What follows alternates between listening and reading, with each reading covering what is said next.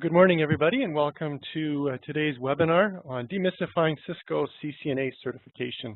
On behalf of CTC Train Canada, my name is Carl Swatsky. We'd like to welcome you to today's webinar.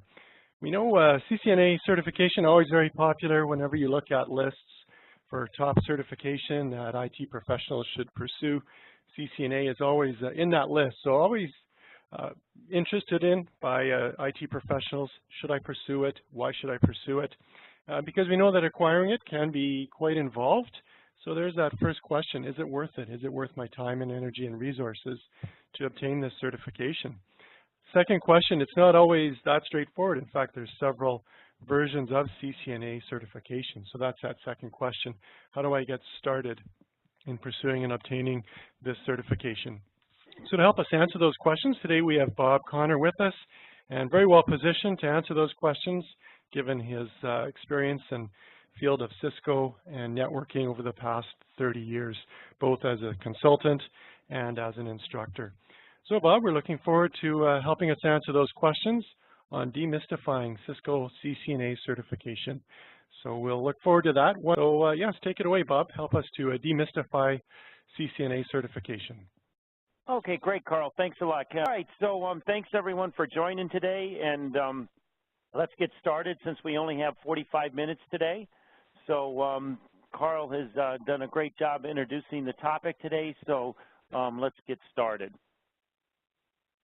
So what we're going to cover today is we're going to go over the 10 reasons why you want to get Cisco certified, and then we're going to go over the major CCNA certifications, what they are and what kind of technology they cover.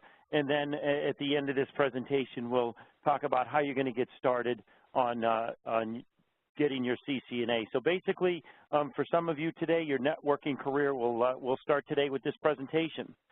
So let's start by talking about the reasons to get certified. And whoops, too fast.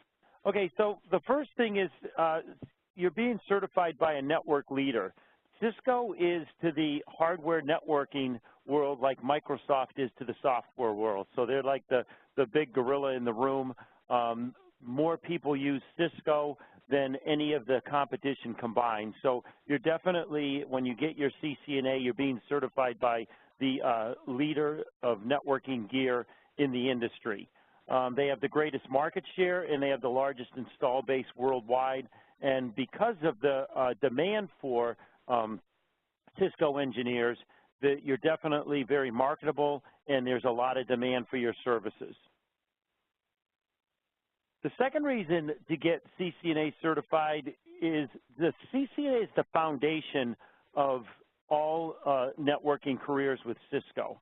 So it's the entrance into the Cisco world where you learn the basic. You get a basic understanding of the infrastructure and the protocols. And by infrastructure, we mean the components. What makes up the network and how does it work? Kind of like the frame of a house would be the infrastructure, where the protocols would be the rules that have to be followed so that everyone can communicate well together. So CCNA, regardless of the technology that you choose, is going to teach you the basics, such as how do you install the product? How do you configure the product to achieve the goals that the customer wants to achieve? What do you do for monitoring to make sure it's working at optimum efficiency? And then if something does go wrong, the troubleshooting, how are you going to fix it? So those are the 4 areas that, regardless of the technology that you get into with your CCNA, it's going to teach you those 4 areas. When you get your CCNA, you have limitless career options. There's more CCNA certifications out there than we're going to talk about today, but these are the major ones. So you can get into routing and switching, which is the foundation of everything, all Cisco technologies. Everything moves through routers and switches, and we'll talk briefly about what those are. Collaboration, we'll talk about a little bit about what collaboration means to Cisco. The data center. Maybe you want to get into design, like the architect of a house. You would be the architect of the network. Security is another career option for your career as a Cisco engineer, and then wireless. So these are the major ones that are out there. There's some other ones like Internet of Things and cloud and cyber, but those are not as popular as the ones we're going to cover today.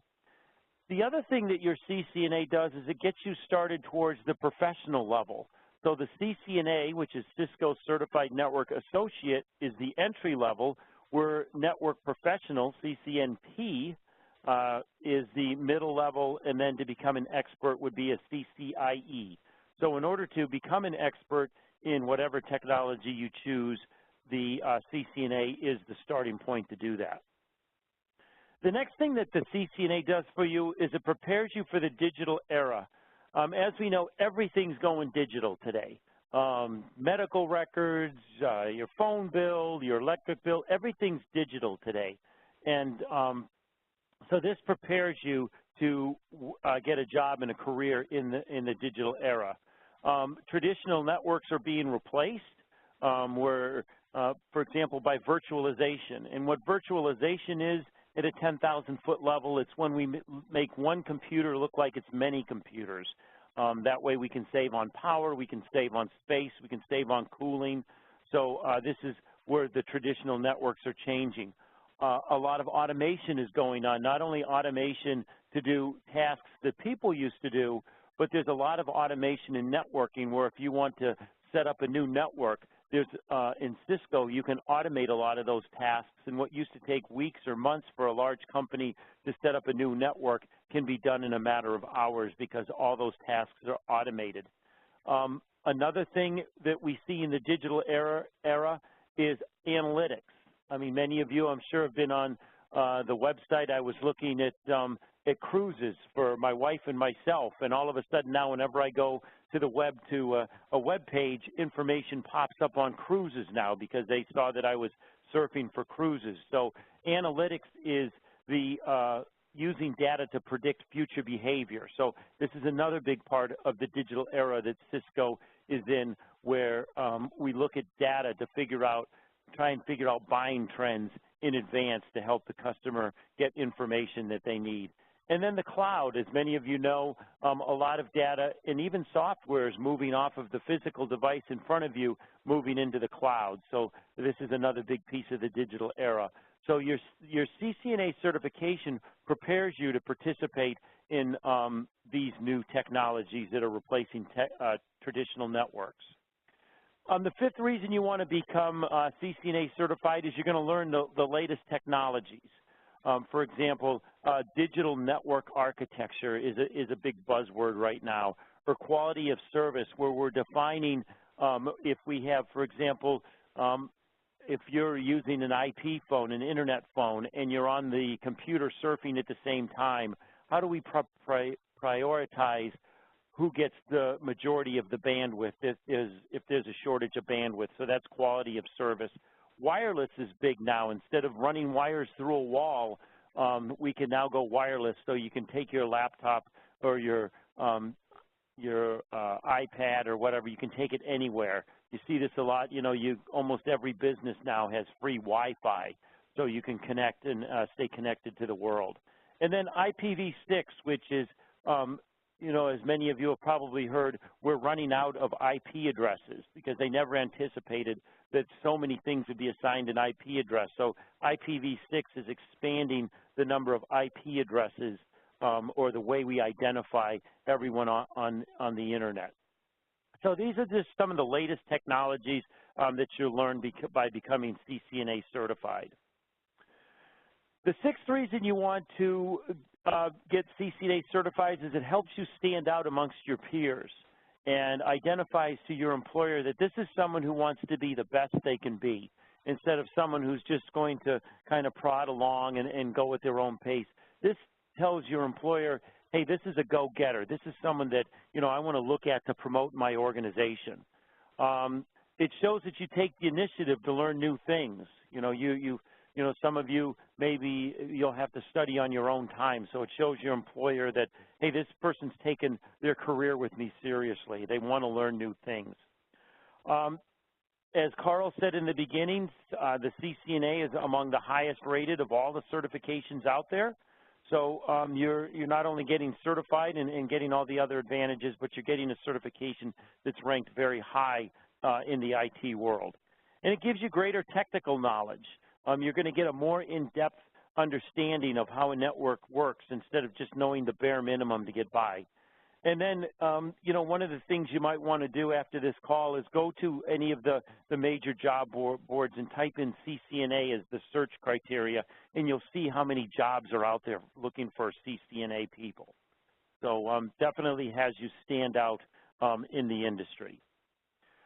The next thing is when you become CCNA certified, and even during your certification process, you can learn from your peers. There's the Cisco Learning Network, which has right now over a million engineers that you can rely on for support, whether you're preparing for the exam or maybe once you get that first CCNA job and you have a problem, you can rely on other engineers to help you work through certain scenarios. So this is the Cisco Learning Network. There's study groups out there to help you get certified and answer questions. Maybe you're struggling with a concept. There's also some training videos out there to supplement your training that you would receive through CTC Train Canada. And then, of course, there's a peer-to-peer advice section where you can get advice from your peers. And also there's some exam prep tools out there. Another thing, once you do become Cisco certified, there's a lot of local events that Cisco puts on really throughout the world where you can go on certain topics. Maybe it's data center or security or wireless, where you can go to certain local events. And then the big kahuna of all events would be the Cisco Live event that's held every summer.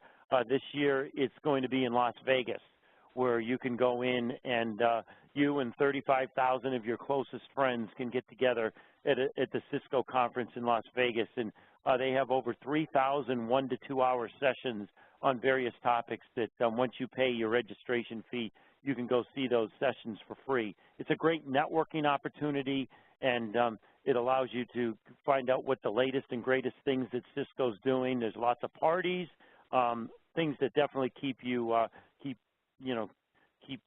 motivated to continue your learning. And then there's always the after the conference is over. Last year they always have a big concert every year at Cisco Live. Last year it was Maroon 5. The year before that it was Aerosmith. So it's pretty cool to tell your friends you're going to a private party and the band's going to be Aerosmith. So that's reason number 7. Reason number 8, lots of flexible training options. CTC Train Canada offers live online training. So that means that it helps minimize the cost and the hassles with travel. If any of you have traveled lately, you know what a hassle it is to try and book a flight and then and weather delays and overbooking the flight. So the training is live online, so you can do it from the comfort of your home, your office. So real flexible to get that training. Plus, it helps minimize the cost. Sometimes the travel expenses can cost more than the training itself. So while they have live online training, they also have live authorized, Cisco authorized instructors. So you know that you're getting a high quality instructor because they've gone through certain criteria that Cisco has made them go through. During the training, there's two-way interaction with the instructor. You can either talk with them or you can put something in the chat, depending on what you're more comfortable with. Train Canada offers a free resit policy. So for whatever reason, if you want to resit the class for free, you can do that. The only criteria is that the version has to be the same version of the class that you sat for before, and that you have to retain your training materials, and then you can resit that class as many times as you want. So maybe if you didn't get it on the first time around, you can resit the class for free, or maybe you just want to resit the third day. You don't have to resit the whole thing. Again, the instructors are authorized by Cisco. They also use authorized Cisco training materials. So if you are going for certification, you're getting the training materials written by the company that also writes the test. So the materials will be dead on what you need to know for the test. And then the instructors that Train Canada uses are all they all have industry experience. So definitely one of the reasons to get CCNA certified is you have a lot of flexibility in the training options you have. The 9th reason is probably, to me, the most important reason. It helps increase your paycheck. There's a worldwide talent shortage right now for networking because the industry is growing so fast. So definitely gets you in an industry that's exciting and changing, and it also helps increase the paycheck. You can see that salaries range from $68,000 to $120,000 for certified people. And then if you like to travel, if you do like to travel on assignment, there's lots of potential to travel to different parts of Canada or even different parts of the world if you are someone who likes to travel. I know some of the engineers that I've worked with go all over the world for assignments anywhere from a week or two to, months at a time. But there's that opportunity there. And then the last reason to get certified is get your CCNA is it's just the start. So once you do get that certification, you've opened up the door now to many, many more possibilities, possibilities of getting better in a particular field by specializing, or maybe even to change fields within the technology world. So, and becoming certified helps you keep pace with technology, so you keep your knowledge fresh. You become a lifelong learner since excuse me, since IT is so dynamic and changing all the time. And then again, it gives you the ability to specialize. So those are the 10 reasons to get certified. A lot of people I know, when they think about getting certified, they talk about, well, I think that's something I'm going to start in February or March or April. And all of a sudden, you find out that a year's gone by and you haven't done anything. So, unfortunately, time will keep moving forward, whether you start or not. So really, if it's something you're considering, you'll want to get started today, because before you know it, the time will be gone. And if you haven't started, you'll regret it. If you have started, before you know it, you will be certified and taking advantage of entering a new field here. So let's go in and let's talk about the different CCNA certifications. The first thing we want to do, though, is let's go over a couple definitions here so that you can kind of get a better understanding of what some of these certifications do. So the first thing yes, go ahead. Oh, my apologies, Bob. I just wanted to interject. I had one question that had come in, and maybe you can address it now, or you might find it's just to give you a heads up. You can address it later on as we go. But as far as obtaining the certification, David had a concern about getting past the textbooks and getting actual hands-on experience with emulated exercises. So he was wondering a suggestion for finding or obtaining actual hands-on Cisco configuration exercises. So I'll leave that with you if you want to address that at the end, or how you want to incorporate that into the presentation. Yeah, let's address that now. There's multiple ways you can get hands-on practice to prepare for the exam. When you do take the class through Train Canada, the labs will be done on actual gear, not software simulations, or not the instructor demoing it or telling you here's how it should work. You actually, when you do the labs, you're actually doing the labs on actual gear that is in the data center. So they give you enough time so that after the class is over, you still have some hours remaining, so you can do some practice on live gear once the class is over. The other way to do it is you can buy some simulation software if you want even more practice from that. You can buy some simulation software from a company called Boson, and it's basically the network in a simulation environment. The other thing that you can do is you can actually buy lab time pretty economically from Train Canada, where you can buy additional lab time after class, where you can go in and do the labs on actual gear instead of on a software simulation program. So, those are the three ways you get the hands-on. One is during class and with some hours left over at the end of class. Another way is through software simulation, and the third way is to actually buy some more lab time from Train Canada to work on live gear, to either redo the labs after class or create your own labs. So if that, hopefully that answered your question. If it didn't, please clarify what I didn't answer in the chat window. And Carl, whenever you have a question, just feel free to jump right in, and we'll answer it right away. Yeah, certainly. Thank you for that answer, Bob. And yeah, David, if you need more clarification, just message me in the chat box. Thank you. So I'll let you continue. Okay, so let's go over two definitions here. Routers and switches is what runs the whole networking world, whether it be the network in your home, whether it be a network in the office you work in, or whether it be the internet. So what a switch does here is that you can see by the definition, if you work in an office, you're pretty familiar with this setup here where a bunch of computers share resources, and that's what a switch does.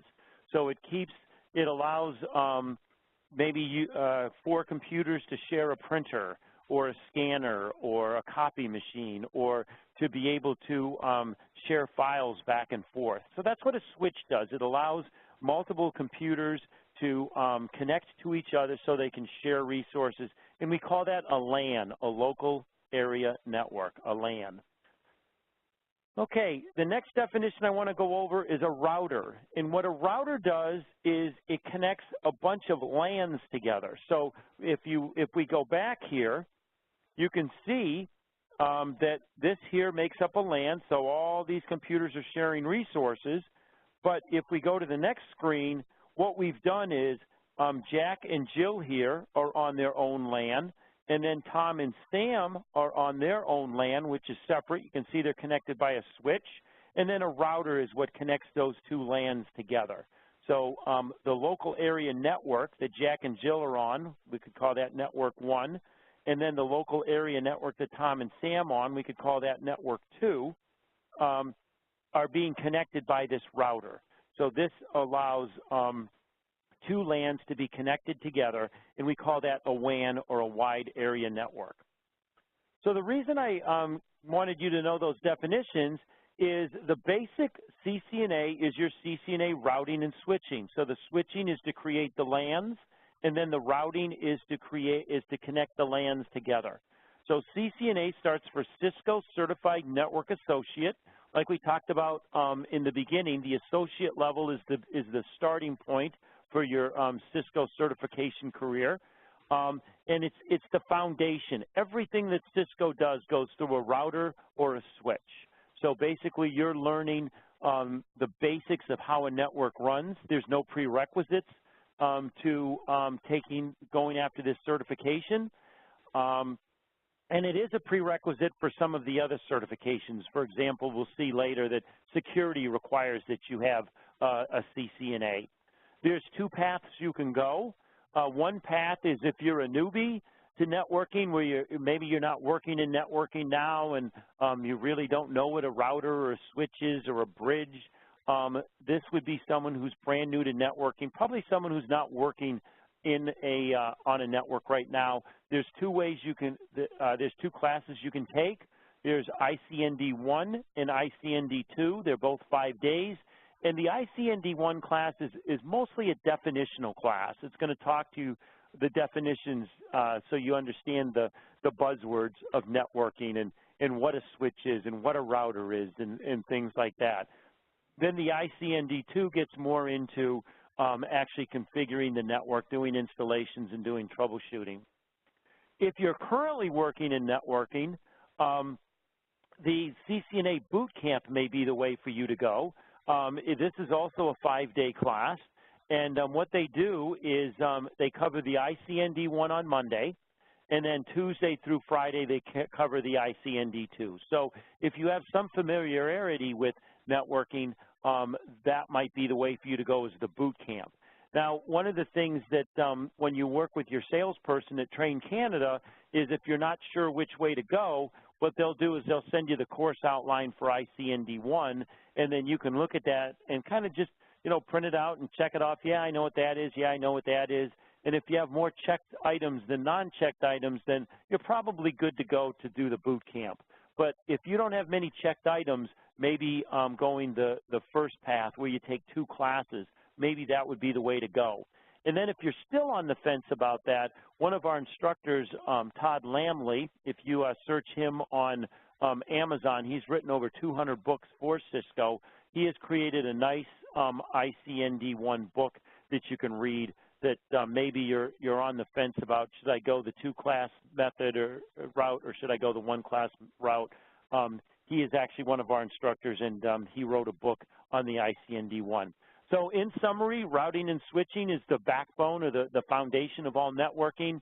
Two paths to go, either take 2 5-day classes if you're brand new to networking, or if you have some familiarity with networking, going the boot camp route, it might be the way for you to go. And you can work with your salesperson from Train Canada, and they can provide you the outlines so you can see which would be best for you.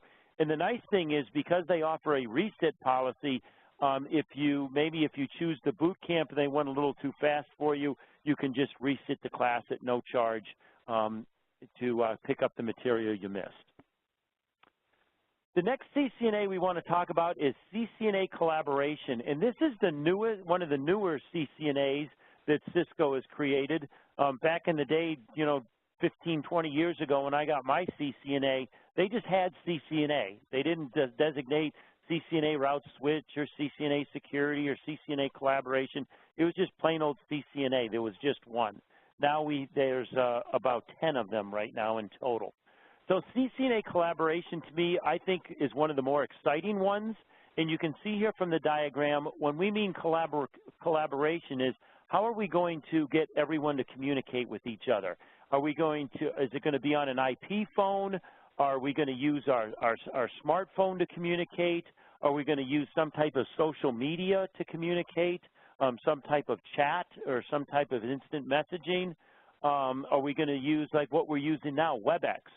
Or something a little more sophisticated than WebEx is telepresence, where you can see at the top of this diagram here where you've got a big TV screen and there's cameras involved. And when someone speaks, that the camera knows where that person is sitting, and it'll key in right on that person. In fact, telepresence is so sophisticated that if the person was talking and they stood up, the camera would sense that, and the camera would then adjust so that it would realize that the person had stood up or was walking around the room.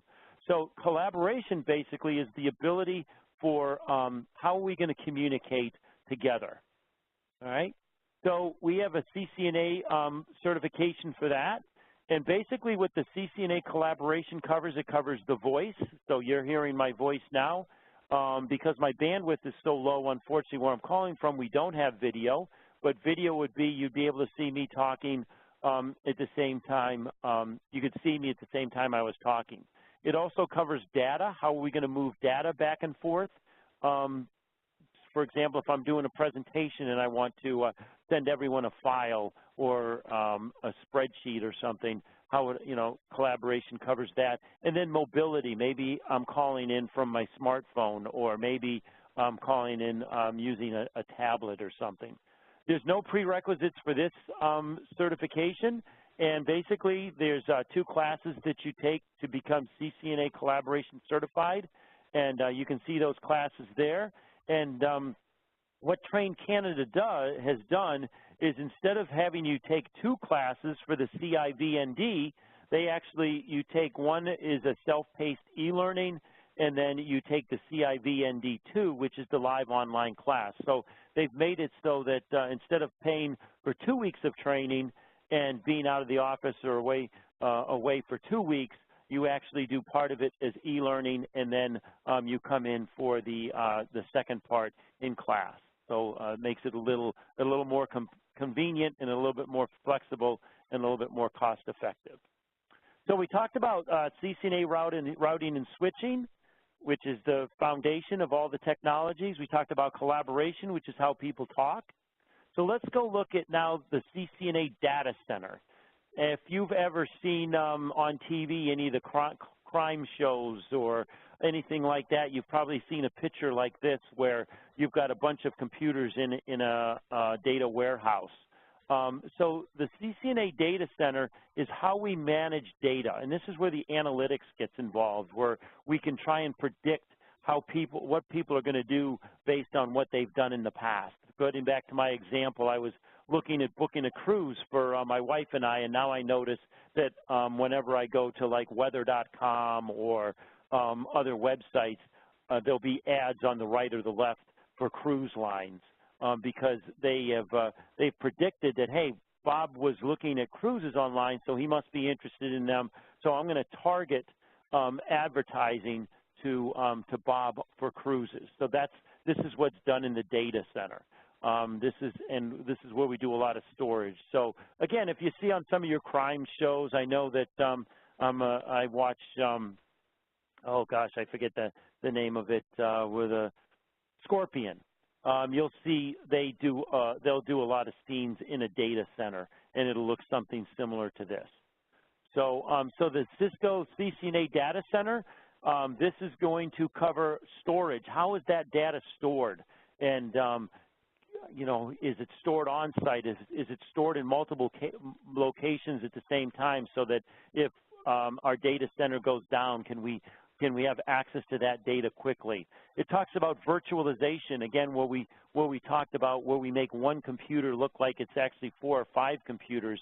And the reason that's important to us is we know that computers are very rarely ever used at their maximum capacity. So we could either have 4 standalone computers, or maybe what we could do is buy one larger computer and make it look like 4 computers, so we're utilizing that the resources of that computer. The other nice thing is when we use virtualization, it takes up less space, it takes up less cooling, and it's less expensive than going out and buying 4 computers. So we cover virtualization there. And then automation is if we want to set up a new network in our data center, how can we automate those tasks so we can get new hardware set up and put into our network very quickly. There's 2 paths for this here. There are no prerequisites. There's 2 paths for this one. Just like we talked about with the CCNA route switch, if you're a newbie to the data center, you can take the DCICN, which is your intro course. It's a definitional course. That's 4 days. And then there's the technologies course, the DCICT, and that gets into more of the configuration and the installation and the troubleshooting. If you're working in the data center, maybe the boot camp is the way for you to go, where they cover the DCICN on Monday, and then Tuesday through Friday they cover the DCICT. So it's just up to you, whatever makes sense, you know, for your background.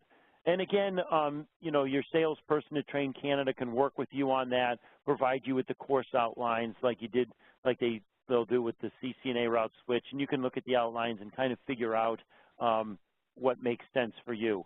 You know, one option too that people do is sometimes they take the DCICN for 4 days, and then maybe 2 or 3 or 4 months later they take the boot camp. And the advantage to that is they get a nice review on Monday of what they learned, say, 6 months ago, and then they jump right into the DCICT Tuesday through Friday. So that's the CCNA data center, how we manage data in the network. The next thing I want to talk about is the CCDA, where DA stands for Design Architect. And this is like if you think about someone who designs buildings or houses or designs cars. The CCDA, the Cisco Certified Design Architect, is the person who comes up with the plan. They sit down with the customer and figure out what the customer's needs are, and then they draw it up and say, okay, you need this, this, this, and this, where the CCNA would be the person who takes that plan and implements it. The CCDA is the one who draws up the plan. So this here is just a diagram of a network, and it shows all the different components in the network that have to be fulfilled. So basically what the DA would do is they would write this plan up, write the specifications, then they would hand it to the CCNA, the network associate, and then they would implement the plan. They would unbox the routers and the switches and all the components, and then they would put them together and configure them so they all worked together. So for the CCDA, basically what you have here is it's the Cisco Certified Design Architect, and this would be the network designer. And what you're going to do is when you're coming up with a plan, the CCDA is going to teach you to take into account performance, okay? How many users are we going to have? What is the performance criteria? And let's make sure that we meet the expectations of the customer. Availability, okay? We want to make sure that we build the system big enough so that if we have 100 users and we want to make sure that all 100 users can get on the system when they need to. We don't want to build the system too small where it's slow or maybe you cannot connect. Scalability refers to, okay, we built our network today for 100 people, but in 5 years we're going to need 500 people on the network. Scalability has to do with how easy will it be to grow my network to a larger network? Will I have to replace all the components, or am I going to take that into account now so that I build the network for my 100 users today, but I'm going to take into account that in 5 years I'm going to need 500 users, so I'm going to make certain decisions today that's going to make it easier to grow my network over time. And then flexibility. Can my network take in new technologies, or maybe I'm creating a data center today, but in 6 months or a year, I know I want to bring on collaboration. Will my network have the flexibility to do that? So you can see, like building a house, there's a lot of factors that have to be taken into account in order to determine how that network should be in designing that network. The prerequisites for this would be your ICND1, which is that definitional class, or your CCNA route switch, either one, because you really have to know the basics before you can design a network. You have to understand how the basics of the network work. And then you take, so once you have that, there's only one class you take that's a design class, and you're good to go. All right. The next one, which is probably the biggest one for opportunity, is CCNA Security. We all know that, the hackers are always a half a step ahead of us with breaking into networks. So CCNA Security is a big, big field, never will go away. So there's different areas of CCNA security. There's network security, which is keeping the network secure, making sure that not only are we preventing people from coming into our network and breaking into our network, but a lot of people don't think about how do we prevent people from sending information out of our network. For example, if you're maybe a sales manager and all of a sudden you see one of your salespeople is sending a lot of information out of the network. Why is he doing that? Is he emailing customer lists to his home because he's thinking of quitting? Is he emailing trade secrets out that we don't want to? So network security is not just preventing people from breaking in, but it's also preventing people from sending information out that they shouldn't be. Access control is making sure that people have access to only what they should have access to. For example, if you work for a company, unless you're in the payroll department, you don't have access to everyone's payroll records. So access, another piece of security is maintaining access to make sure that people only see what they have to see. Secure mobility. This is a big thing here. People coming into the workplace with their own wireless devices, their own smartphones, their own tablets. How do we secure to make sure that we're not picking up something that maybe have infected their mobile device, but we don't want it picked up on our network? And then content security collaboration. This would be your email security, blocking bad email from coming in, web scrutiny, making sure that people don't go to bad websites, or maybe they don't go to websites they're not supposed to be going to, and things like that. So for CCNA security, covers the development, how to develop a secure infrastructure, how to recognize when someone is attacking your network, if you have any threats, or recognize the weaknesses in your network, mitigate security threats. So if you are under attack, how do I stop it? Maintain data integrity and confidentiality. Basically what that is how do I make sure that someone doesn't break into my network and not steal my data, but change my data, which can be just as devastating. And then how do I keep my data confidential? And then, again, making sure that data is available when it's needed and to who requires it. Like with the previous one, the prerequisites would be the ICND1 or the CCNA route switch, and there's only one class for that. It's the IINS, Implementing Cisco Network Security. All right, almost done here. Coming down the home stretch, we got CCNA Wireless. This is, when you go to the coffee shop or to the library or to the airport or wherever, your wireless connectivity. So this is just showing you here a diagram of how we have wireless inside and outside. So wireless is another big field because, again, it's cheaper to implement. We don't have to worry about laying wire in the walls and, you know, tearing up our building to make sure everyone has access. So, so that's wireless security.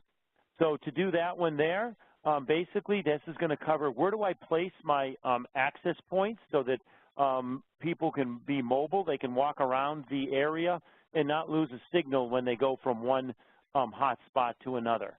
Monitoring what's going on, making sure that people are not doing things they're not supposed to be doing, and it also teaches you support. So if people are having problems, how to solve those problems. Again, like before, you need the same prerequisites, the ICND1 and CCNA routing and switching, and there's one class that you take for that. So those are the major CCNA certifications that are out there. So the big question is, okay, Bob's got me all fired up here. How do I get started? You can go to Train Canada's website, and you can register for classes online, or you can give them a call, or you can send them an email. You can see there's their locations that they currently have. So, good. Yeah, any questions? Yeah, thank you so much for that, Bob. One question that did come in earlier, but I know you have been touching on it at various points throughout, is just on the prerequisites for CCNA. Now I know security and wireless, they're a little bit different, but maybe just recap for the other streams, the prerequisites, and maybe also touch on the CCENT certification. Yeah, the CCENT is your ICND1 class.